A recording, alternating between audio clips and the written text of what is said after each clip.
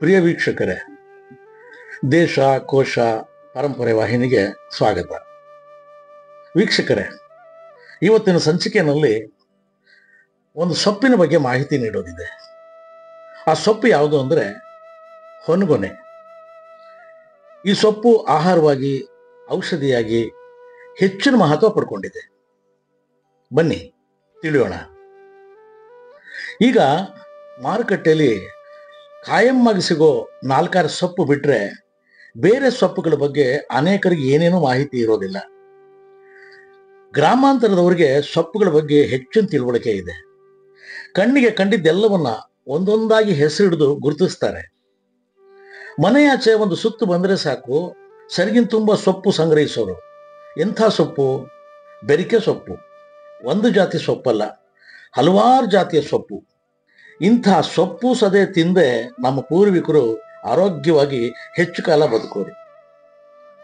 ಈಗ ಎಲ್ಲ ಬದಲಾಗಿದೆ, ತಿಳುವಳಿಕೆಗೂ ಬರ ಬಂದಿದೆ. ಹೊನಗೊನೆ ಸೊಪ್ಪು ಸಾಮಾನ್ಯವಾದ ಕಳೆ ರೀತಿಯಲ್ಲಿ ತೇವಾಂಶ ಇರೋ ಕಡೆಗಳಲ್ಲೆಲ್ಲ ಚೆನ್ನಾಗಿ ಬೆಳೆಯುತ್ತೆ. ಕೆರೆಗಳಲ್ಲಿ, ಚರಂಡಿಗಳಲ್ಲಿ, ಜೌಗು ಪ್ರದೇಶಗಳಲ್ಲಿ, ಸದಾ ನೀರು ಹರಿಯೋ ಜಾಗಗಳಲ್ಲಿ ತುಂಬಾನೇ ಹುಲಸಾಗಿ ಬೆಳೆಯುತ್ತೆ. ನೀರಿನ ಕಳೆ ಗಿಡಗಳ ಜೊತೆ ಇದನ್ನು ಸುಲಭವಾಗಿ ಗುರುತಿಸಬಹುದು. ಇದರ ಎಲೆಗಳು ಮೀನಿನಂತಹ ಕಣ್ಣಿನ ಆಕಾರದಲ್ಲಿರುತ್ತೆ. ಆ ಕಾರಣದಿಂದನೇ ಸಂಸ್ಕೃತದಲ್ಲಿ ಹೊನಗೊನೆಗೆ ಮತ್ಸ್ಯಾಕ್ಷಿ ಅಂತಾರೆ. ತಮಿಳಿನಲ್ಲಿ ಪೊನ್ನಾಂ ಕಣ್ಣಿ ಅಂತ ಕರೀತಾರೆ. ಅಮರಂಟೇಸಿಯ ಕುಟುಂಬಕ್ಕೆ ಸೇರಿದ ಹೊನಗೊನೆಯಲ್ಲಿ ಹಲವಾರು ಜಾತಿಗಳಿವೆ. ಅದರಲ್ಲಿ ಆಲ್ಟರ್ನ್ಯಾಂಥೆರಾ ಫಿಲಾಕ್ಸಿರಾಯ್ಡ್ಸ್ ಅಥವಾ ಆಲ್ಟರ್ನ್ಯಾಂಥೆರಾ ಸೆಸಿಲಿಸ್ ಅನ್ನೋದು ಒಂದು ಜಾತಿಯ ಹೊನಗೊನೆ. ಇದನ್ನೇ ಆಹಾರಕ್ಕೂ ಔಷಧಿಗೂ ನಾವು ಬಳಸ್ತಾ ಬಂದಿರೋದು. ಈ ಹೊನಗೊನೆ ಸೊಪ್ಪಲ್ಲಿ ಕೆಂಪು ಮತ್ತೆ ಹಸಿರು 2 ವಿಧ ಇರುತ್ತೆ. ಅದರಲ್ಲಿ ಹಸಿರು ಶ್ರೇಷ್ಠ ಅನ್ನೋ ಅಭಿಪ್ರಾಯ ಇದೆ. ಈ ಸೊಪ್ಪಿಗೆ ಕನ್ನಡದಲ್ಲಿ ಹೊನಗನ್ನೆ ಸೊಪ್ಪು, ಹೊನಗನ ಸೊಪ್ಪು, ಜಲಜಂಬ ಅಂತೆಲ್ಲ ಕರೀತಾರೆ. ಈ ಹೊನಗನೆ ಸಸ್ಯವನ್ನ ಮೊದಲ ಬಾರಿಗೆ ಗುರುತಿಸಿದ್ದು ಕಲ್ಕತ್ತಾದ ವಿಮಾನ ನಿಲ್ದಾಣದ ಸ್ಥಳದಲ್ಲಿ, ಅದರಲ್ಲೂ 2ನೇ ಮಹಾಯುದ್ಧದ ಸಂದರ್ಭದಲ್ಲಿ. ಇದನ್ನ ಖ್ಯಾತ ಸಸ್ಯ ವಿಜ್ಞಾನಿ ಮಹೇಶ್ವರಿ ಅವರು ದೃಢಪಡಿಸಿದ್ದಾರೆ. ನಂತರ ಬಿಹಾರದಲ್ಲಿ ಮತ್ತು 1968ರಲ್ಲಿ ನಮ್ಮ ರಾಜ್ಯದ ಬೆಂಗಳೂರಿನ ಲಾಲ್ಬಾಗ್ ಕೊಳದಲ್ಲಿ ಗುರುತಿಸಲಾಯಿತು. ಹೊನಗೊನೆ ಸೊಪ್ಪನ್ನ ಸೇವನೆ ಮಾಡಿದವರು ಹೊನ್ನಿನ ಹಾಗೆ ಕಂಗೊಳಿಸ್ತಾರಂತೆ. ಅದಕ್ಕೆ ಇದರ ಹೆಸರು ಹೊನಗೊನೆ. ಈ ಸೊಪ್ಪು ಚಿನ್ನದಷ್ಟೇ ಶ್ರೇಷ್ಠ ಅಂತಾರೆ. ಸೊಪ್ಪಿನ ಎಲೆಗಳಲ್ಲಿ ಎ ಜೀವಸತ್ವ ಹೇರಳವಾಗಿದೆ. ಎ ಜೀವಸತ್ವದ ಕೊರತೆಯಿಂದ ಉಂಟಾಗೋ ಇರುಳುಗಣ್ಣು ಸಮಸ್ಯೆಗೆ ಹೊನಗೊನೆ ಸೊಪ್ಪಿನ ಸೇವನೆ ಸಂಜೀವಿನಿ. ಅನೇಕ ರೀತಿಯ ಕಣ್ಣಿನ ತೊಂದರೆಗಳಿಗೂ ಕೂಡ ಇದು ಪ್ರಯೋಜನಕಾರಿ.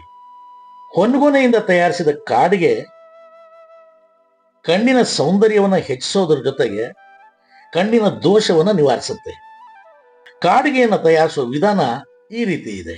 ಹೊನಗೊನೆ ಎಲೆಯ ರಸದಲ್ಲಿ ಶುಭ್ರವಾದ ಬಿಳಿ ಹತ್ತಿ ಬಟ್ಟೆಯನ್ನು ನೆನೆಸಿ ನೆರಳಿನಲ್ಲಿ ಒಣಗಿಸಿ ನಂತರ ಅದನ್ನ ಬತ್ತಿಯಾಗಿ ಹೊಸೆದು ಹರಳೆಣ್ಣೆಯಲ್ಲಿ ಅದ್ದಿ ದೀಪದ ಹಾಗೆ ಉರಿಸಬೇಕು. ಬತ್ತಿಯಿಂದ ಬಂದ ಹೊಗೆಯನ್ನ ಗಾಜು ಅಥವಾ ಪಿಂಗಾಣಿ ತಟ್ಟೆಯಲ್ಲಿ ಹಿಡಿದು ಆ ಮಸಿಯನ್ನ ಪುನಃ ಹರಳೆಣ್ಣೆ ಜೊತೆ ಮಿಶ್ರ ಮಾಡಿದ್ರೆ ಹೊನಗೊನೆ ಕಾಡಿಗೆ ಸಿದ್ಧ ಆದ ಹಾಗೆ. ಅರ್ಧ ಲೀಟರ್ ಹೊನಗೊನೆ ಸೊಪ್ಪಿನ ರಸ, 1/4 ಲೀಟರ್ ಎಳ್ಳೆಣ್ಣೆ ಎರಡನ್ನೂ ಬೆರೆಸಿ ಸಣ್ಣ ಉರಿನಲ್ಲಿ ಕಾಯಿಸಿ ರಸದಲ್ಲಿರೋ ನೀರಿನ ಅಂಶ ಎಲ್ಲ ಇಂಗು ಹೋಗಿ ಎಣ್ಣೆ ಮಾತ್ರ ಉಳಿಯುತ್ತೆ. ಅದನ್ನ ಸೋಸಿ ತಣ್ಣಗಾದ ಮೇಲೆ ಸೀಸೆನಲ್ಲಿ ಶೇಖರಿಸಬೇಕು. ಈ ತೈಲವನ್ನ ಪ್ರತಿನಿತ್ಯ ತಲೆಗೆ ಹಚ್ಕೊಳ್ತಿದ್ರೆ ಕಣ್ಣಿನ ದೋಷ ನಿವಾರಣೆ ಆಗುತ್ತೆ, ಶರೀರ ಮೆದುಳು ತಂಪಾಗುತ್ತೆ, ಚೆನ್ನಾಗಿ ನಿದ್ರೆ ಬರುತ್ತೆ, ಜೊತೆಗೆ ಕೂದಲು ಕೂಡ ಸೊಂಪಾಗಿ ಬೆಳೆಯುತ್ತೆ. ಈ ತೈಲವನ್ನ ಸಾಕಷ್ಟು ಪ್ರಮಾಣದಲ್ಲಿ ತಯಾರಿಸಿ ಇಟ್ಟುಕೊಂಡು ಅಭ್ಯಂಜನ ಅಂದ್ರೆ ಎಣ್ಣೆ ಸ್ನಾನ ಮಾಡೋದ್ರಿಂದ ಉರಿ, ಶರೀರದ ಉಷ್ಣತೆ, ಚರ್ಮದ ದೋಷಗಳೆಲ್ಲ ನಿವಾರಣೆ ಆಗುತ್ತೆ. ಶರೀರದ ಕಾಂತಿ ಹೆಚ್ಚಾಗುತ್ತೆ. ಹೊನ್ಗೊನೆ ಸೊಪ್ಪಿನ ರಸ, ನಲ್ಲಿಕಾಯಿ ರಸ, ಕೊಬ್ಬರಿ ಎಣ್ಣೆ ಈ ಮೂರನ್ನು ಸಮ ಪ್ರಮಾಣದಲ್ಲಿ ಬೆರೆಸಿ ನೀರಿನ ಅಂಶ ಹೋಗೋವರೆಗೂ ಕಾಯಿಸಿ ಆ ಎಣ್ಣೆಯನ್ನ ತಲೆಗೆ ಹಚ್ಚೋದ್ರಿಂದ ತಲೆಗೂದಲು ಉದುರೋದು ನಿಲ್ಲುತ್ತೆ, ಕೂದಲು ಸೊಂಪಾಗಿ ಬೆಳೆಯುತ್ತೆ, ದೇಹ ಕಣ್ಣು ತಂಪಾಗುತ್ತೆ, ನಿದ್ರೆ ಚೆನ್ನಾಗಿ ಬರುತ್ತೆ. ಹೊನ್ಗೊನೆ ಸೊಪ್ಪನ್ನು ಬೇಯಿಸಿ ಆ ರಸವನ್ನು ಸೇವನೆ ಮಾಡಿದ್ರೆ ನೆಗಡಿ ಕೆಮ್ಮು ನಿವಾರಣೆ ಆಗುತ್ತೆ. 1 ಚಮಚ ಎಲೆ ರಸ, 1 ಬೆಳ್ಳುಳ್ಳಿ ಹೋಳು ದಿನಕ್ಕೆ 2 ಬಾರಿ ತಗೊಂಡ್ರೆ ಆಗಾಗ ಬರೋ ಜ್ವರ, ಅಸ್ತಮಾ, ಕೆಮ್ಮು, ಎದೆ ನೋವು ನಿಯಂತ್ರಣಕ್ಕೆ ಬರುತ್ತೆ. ಸೊಪ್ಪನ್ನು ಬೇಯಿಸಿ ಬೆಣ್ಣೆ ಜೊತೆ 40 ದಿನಗಳ ಕಾಲ ಸೇವನೆ ಮಾಡೋದ್ರಿಂದ ಕಣ್ಣಿನ ರೋಗಗಳನ್ನು ತಡೆಯಬಹುದು. 5 ಚಮಚ ಸೊಪ್ಪಿನ ರಸ, 5 ಚಮಚ ಕ್ಯಾರೆಟ್ ರಸಕ್ಕೆ 1 ಚಿಟಿಕೆ ಸೈಂಧವ ಲವಣವನ್ನು ಸೇರಿಸಿ ದಿನಕ್ಕೆ 2 ಅಥವಾ 3 ಬಾರಿ ಸೇವನೆ ಮಾಡೋದ್ರಿಂದ ಮೂಲವ್ಯಾಧಿ ಅಥವಾ ಮೊಳೆ ರೋಗ ನಿವಾರಣೆ ಆಗುತ್ತೆ.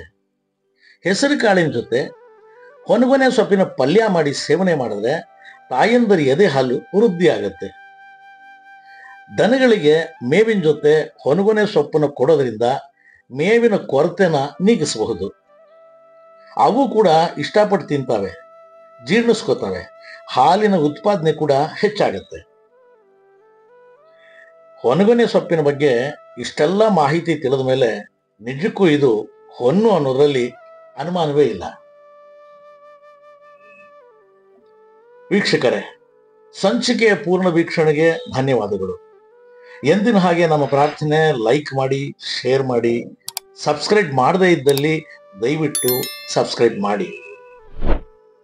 ಜೊತೆಗೆ ಬೆಲ್ ಐಕಾನ್ ಒತ್ತಿ ನಮ್ಮ ಎಲ್ಲಾ ಸಂಚಿಕೆಗಳು ನಿಮಗೆ ನೇರವಾಗಿ ತಲುಪೋದಕ್ಕೆ ಅವಕಾಶ ಮಾಡಿಕೊಡಿ. ಮತ್ತೆ ನಿಮ್ಮ ಭೇಟಿ ಮುಂದಿನ ಸಂಚಿಕೆಯಲ್ಲಿ. ನಮಸ್ಕಾರ.